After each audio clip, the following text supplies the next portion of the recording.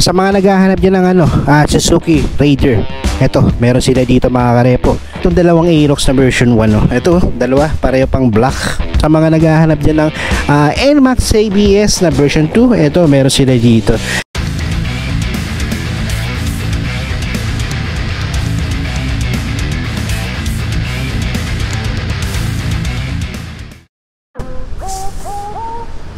What is up mga karepo?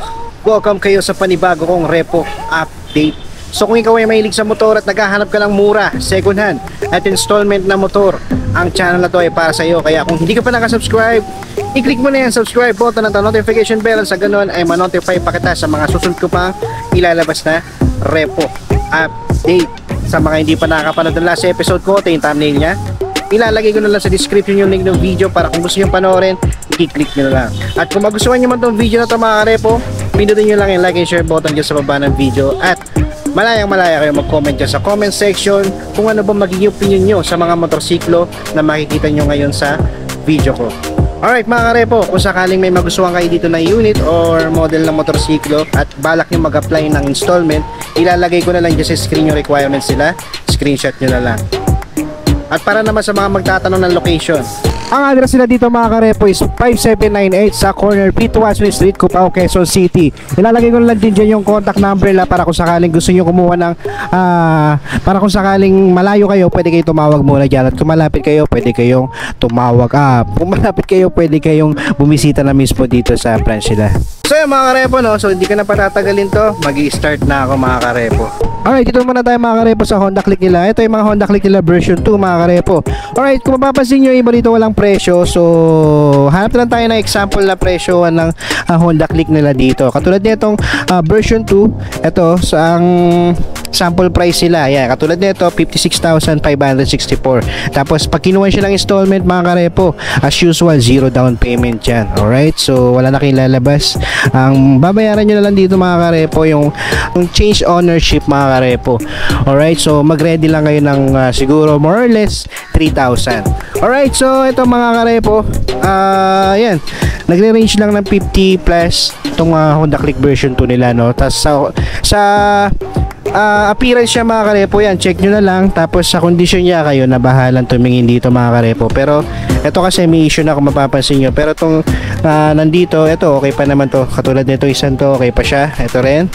Yan, tapos doon sa isa, ayun, may konting issue lang doon. Alright, so yan, sa mga naghahanap ng version 2 na Honda Click, ito, meron kayong pagpipilian naman dito. Sa mga naghahanap naman dyan ng Honda Click version 3, mga karepo na repo, ayan, ito, meron sila dito. Ito, ang ganda pa ng kondisyon nito mga karepo, napakinis pa nito. Aftermarket nga lang yung cover ng seats niya, no? Pero itong isa, version 2, ito, version 3 uli. Tapos itong isa, version 3 na glossy gray. So, sample price ng version 3 nila na repo, yan. So naglalaro siya ng 70 to 80,000, no. So ito nag-markdown, no, galing siyang 82,020. So ngayon makukuha niyo siya ng 75,518. Alright, so zero down payment din siya mga karepo. Ayan, no. Alright, so yan, no, kung makikita niyo yung condition nito, aftermarket nga lang yung seats niya, pero pwede pa.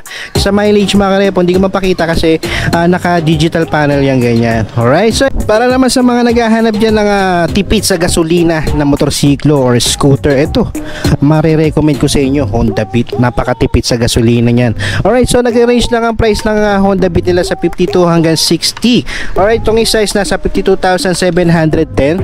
Tapos sa monthly niya for 36 months, 2,518.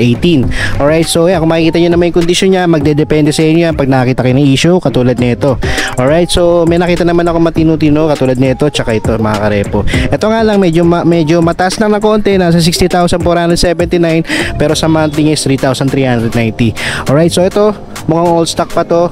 Bukod lang dito sa mirror niya is aftermarket na. Ang mga naghahanap naman dyan ng scooter type, yan, oh. Ito katulad nitong Mio Sporty, pang beginner, pwede rin to. Yan, nagre-range lang ang price ng Mio Sporty nila sa 47 hanggang ito nasa 40 rin, no? So yan, medyo pwede na 40,000 plus. So ito 47,956. Tapos sa monthly niya is nasa 2,791. Zero down payment mga karepo. Sa appearance niya, ito okay pa naman mga karepo. Wala nga lang siyang grab bar sa likod. Aftermarket na yung cover ng seats niya. Sa mileage niya is nasa 9,000. Alright, so matte blue yung kulay niya. Dito wala naman siyang issue, tsaka sa ilaw dito. So So the rest goods pa. Dito Mio Sporty uli, ito naman 46,000 sarado. Tapos sa monthly nito is nasa 2,060 pesos. Sa mileage nito mga karepo is nasa 35,000. Mas mababa yung isa, no? Alright, so ito naman special edition to, silver, matte silver ang kulay niya, no? So ito all stock pa siya kung mapapansin nyo. Ay, dito lang sa seats pala aftermarket na, no? Pero okay pa siya, wala pa siyang butas, no? So yan, kung ganito yung hanap nyo, special edition na Sporty, ito meron sila dito. Sa mga naghahanap naman dyan ng Yamaha Mio Gear, ito meron sila dito. Katulad nitong matte gray tsaka matte black. Kaya lang wala siyang presyo, pero ipapakita ko na lang sa inyo yung condition. Katulad nito, all stock pa siya mga karepo, walang basag, makinis na makinis pa, pati yung seats niya stock na stock pa. Tapos sa mileage nito is nasa 5,000 lang. Alright, so sariwa pa, sa gulong niya makapal pa, oh, kasi kapal pa na mukha ni Marites. Alright, so yan, oh, sa naghahanap ng Mio Gear, ito sariwa pa. Tapos itong isa, ito okay rin mga karepo. Yan, oh, medyo okay pa naman itong isang to sa mileage niya. Mileage nga lang nito is nasa 29,000. Alright, kung babase kayo sa Odo, panalo itong isa. Ito naman mga karepo, sa mga naghahanap dyan ng Mio i125 or Mio M3, ito meron sila dito. Meron silang glossy black, matte orange, yan. Glossy black, may matte, may glossy white, tapos dun may cyan. Alright, so yan, sa sample price ng Mio Gear nila, ay Mio Gear tuloy, Mio i125. So yan, nag-range lang siya ng 40,000 plus. Alright, so ito medyo mataas na, 61, 68. Okay, so itong 49,688 matte orange. Tapos sa monthly neto is 2,374, kaya lang may issue siya dito sa headlight. Pero sa mileage neto is nasa 16,000. Pwede na. Alright, so yan, depende naman sa inyo mga karepo. Ito walang price na nakalagay, pero sa mileage neto, ito mga karepo nasa 3,000 pa lang yung Odo. Ito mukhang sariwa pa to, kaya lang may issue lang siya dito. May scratches lang siya dito mga karepo. Pero yan, kung di kayo maselan at gusto nyo medyo sariwang-sariwa pa, ito pwede sa inyo. Tapos dito naman merong kulay glossy white. Mileage naman ito medyo malayo na, 79 na natakbo.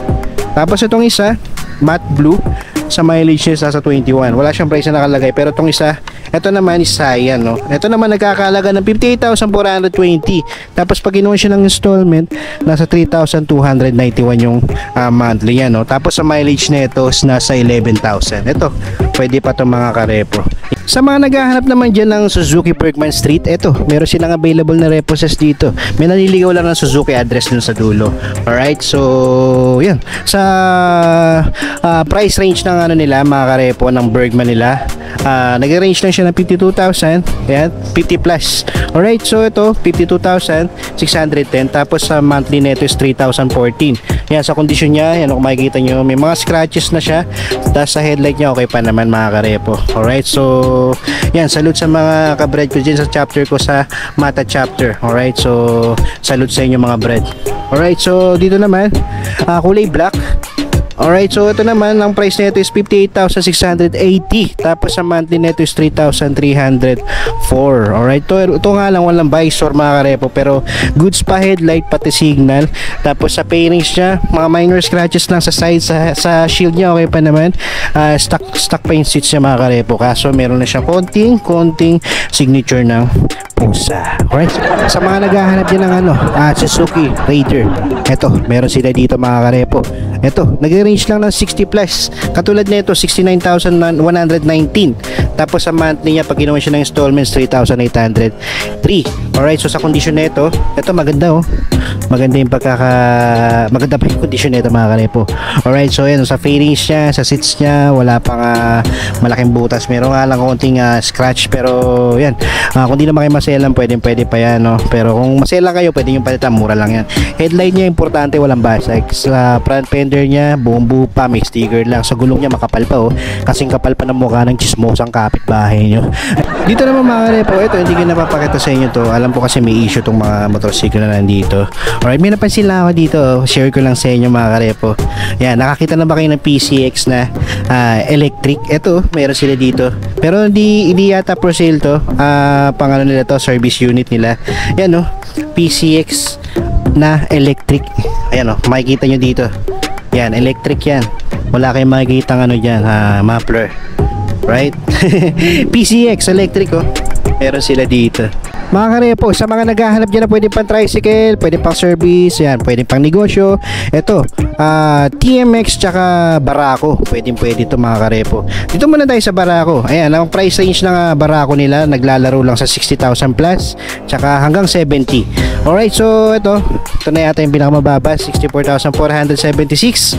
Yan, so sa monthly na ito, pag kinuha siya installment, 3,581.